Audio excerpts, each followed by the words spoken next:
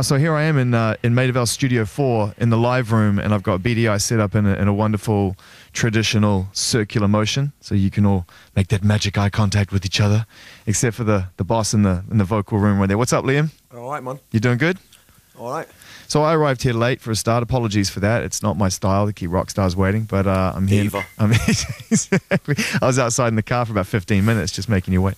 And I know that you guys have already laid these tracks down in one take, so you're clearly already completely in the pocket with these songs as a band and know exactly what you're doing, which would suggest that rehearsals have been going on. Tell us a little bit about the preparation for the tour on these songs, guys, and how long you've been getting the songs ready since they were recorded.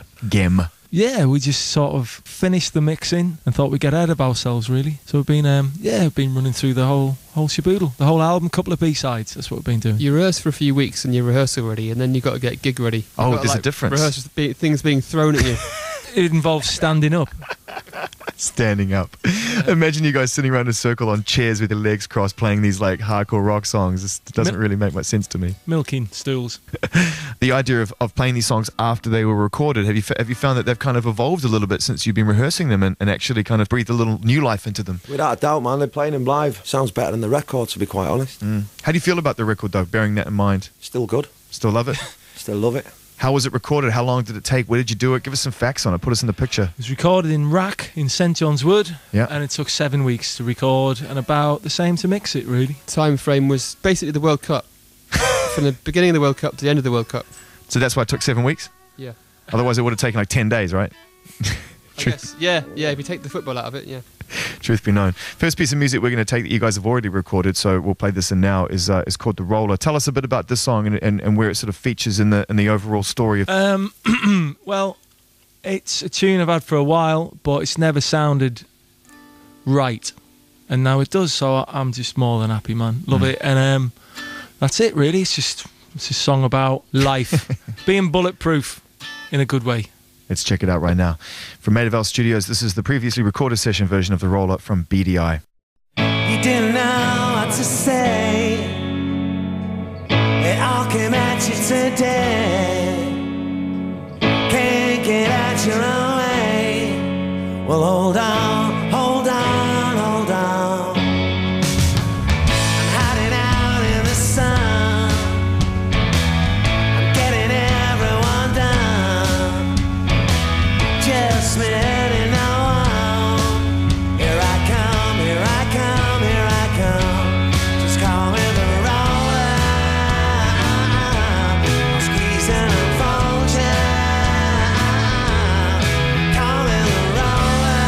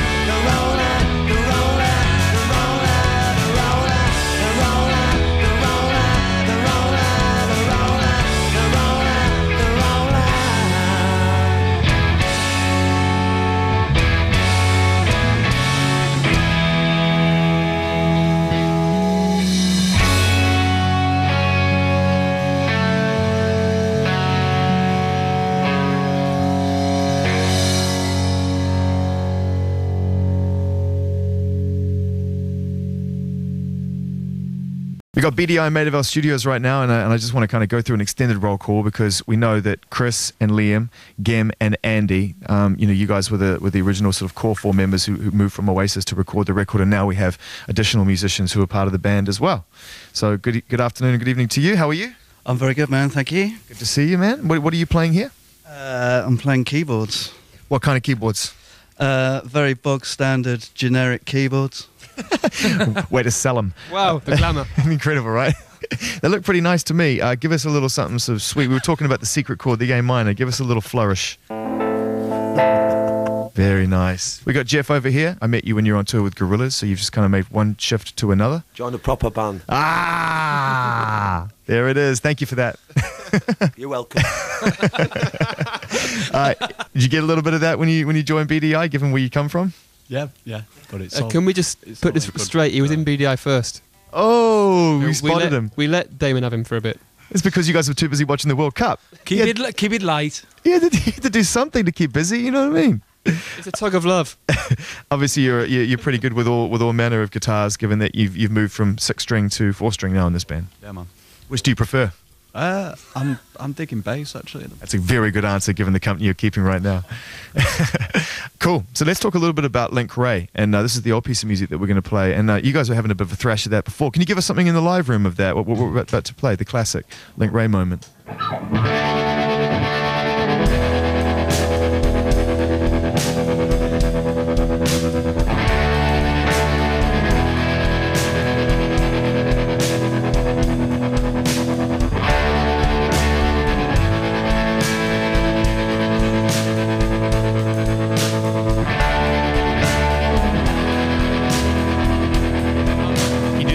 You gotta do the picking. You gotta do the picking.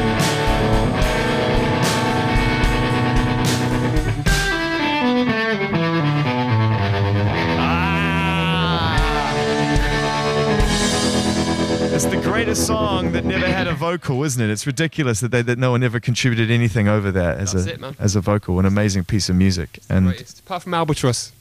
That's true as well, but it's a wonderful sort of stinky groove and kind of a real cornerstone in rock and roll full stop, isn't it, that piece of music? It's a total classic tune. And is it in Pulp Fiction? It is, yeah. That's kind of where I think it sort of found its mainstream audience, but before then, Link Ray is a master of that kind of guitar playing. One of my favourite guitar players ever. It's a wonderful tremolo effect you got going on the guitar there as well. Tremolo. Nice one.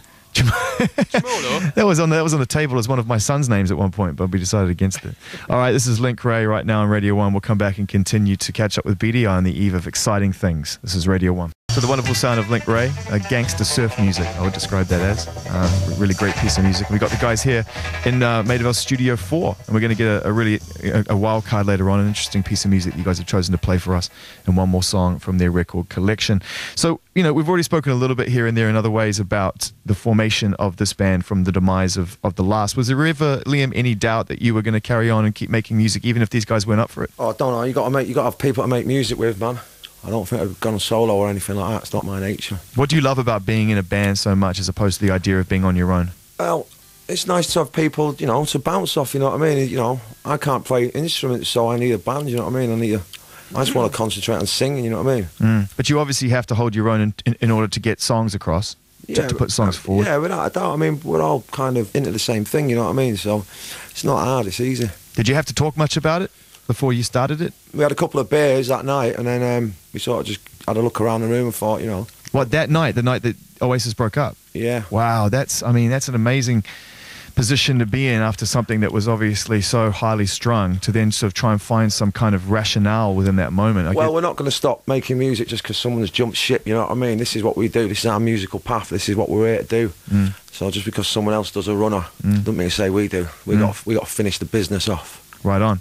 And it's official now, obviously, with an album made, and we're standing here, and it's, all that stuff is kind of long gone. But given that you guys obviously have good existing relationships with Noel as well, were there ever times when you felt, even right at the very start over those few couple of beers that night, that you would have to think about this, in loyalty level, or did it just come down to the music, Andy? Not really, because Noel decided to leave, so it's his decision. It made it pretty obvious that he wasn't really into carrying on musically with us.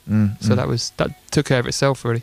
So the question I've really been dying to ask you, and I've wanted to make sure that we've met a few times and spoken a few times before we had a chance to to get this question, but in Oasis, Noel freed up the reins of writing songs towards the last few albums, and everyone contributed ideas left and right, and he moved away from that. But ultimately, it still felt like, you know, he was the you know, the governor of that band in terms of picking and choosing records. I may have it wrong. That's sort of how it came across. When you finally had the freedom to sit together, you know, and talk about ideas and songs, was it freeing? Did it feel like, oh, I've been wanting to do this for quite some time in a weird way? Well, it wasn't like it wasn't free before. Just a different kind of freedom. It's one of those things, the more you do, the more you want to do. I mean, Oasis was everything it should have been, right? It was everything it was supposed to be, and it worked as a unit. It definitely worked, and it was a lot of fun. So now we're in a situation where we've got a new band. We're choosing to run this in a way that suits us, the people in the band, and we're doing that as a democracy, which is just the way we feel about it. A democracy, if you will. Yeah, man. I just can't wait to see you guys step on a stage, you know, as a unit and actually fire up these songs in front of an audience. And it must just feel long overdue for you, considering how long you finished the record for and stuff, to get to that point. Well, that's the next step, innit, man? You make an album and then you go on stage. You've never got nervous, Liam, have you? We've spoken about this before. You don't get nervous before a show. It's not that kind of excitement. I mean, I don't want to sound like, you know, I mean, the Godfather or anything, you know what I mean, or Al Capone or anything, but that's what I've got to do. We've got to do that, haven't we? You know what I mean? What's the point of getting nervous? I mean, I'll be excited to get on stage and have the butterflies and that, but once the guitars kick in, then I'm having you. We're going to take a piece of new music right now, and a few curveballs have been floating around with you guys. It's nice to get to know your musical taste a little bit better over time as well, now that you've left the old ship and joined the new one. And Chasing Status, Blind Faith, has really caught me off guard. I love this record. Who chose this? Andy. Andy, tell us what you love about this piece of music. The first thing about it was the video. It's so brilliant. Someone put me onto the video, and I just loved it, you know. And then the tune's great as well. It's got a great singer on it, Liam Bailey, and that's good shout, Liam Bailey as well. He's a real talent, definitely. Just check it out. This is a wonderful, warm piece of sub bass music from Chasing Status called Blind Faith on Radio 1. Thank Beady Eye for this.